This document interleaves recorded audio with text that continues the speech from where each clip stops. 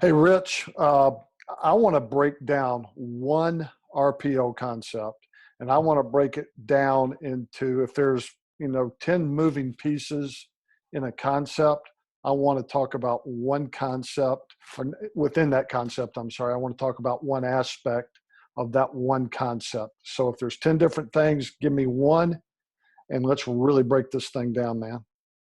All right. So what we're looking at here is we're looking at a locked pop with a detached number 3 receiver.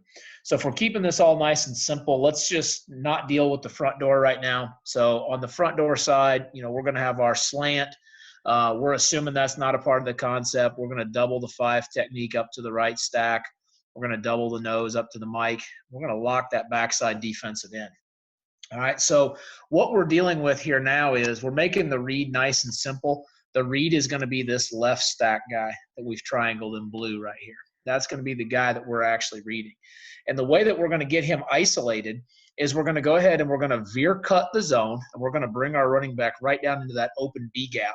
So we've given that left stack linebacker a down and an out with our left tackle and our left guard.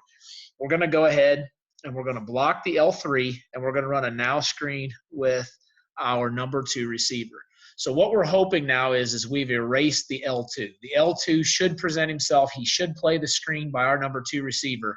And we're going to take the last piece of the puzzle here, which is our H receiver, and we're just going to run him on a locked pop concept right there. Okay, and he can obviously bend if he gets capped by that L1.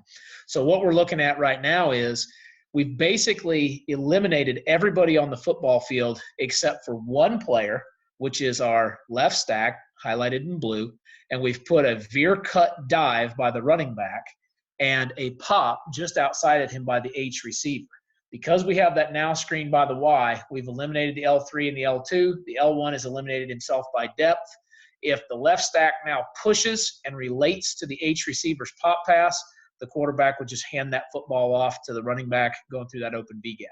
If the left stack comes down and hammers that running back, it's an easy pull and a throw to the pop on the H receiver. So this is a backdoor lock pop with a detached number 3. You want to watch some film on it? Yes, sir. I'm going to share my screen.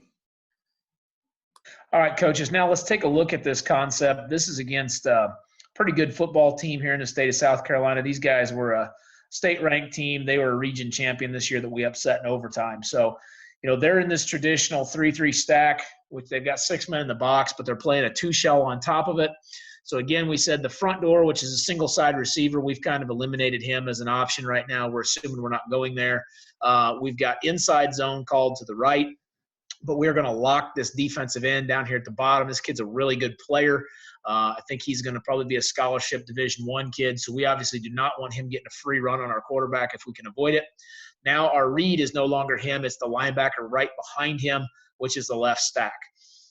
We know that the L2 defender that is out here on the hash is a very aggressive player. We feel like he's probably going to keep his eyes on any kind of screen in the flat.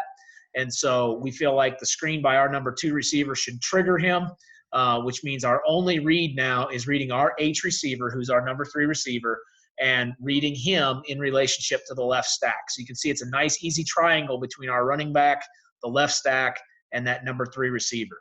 Okay, that's really the only post-snap read our quarterback has to worry about.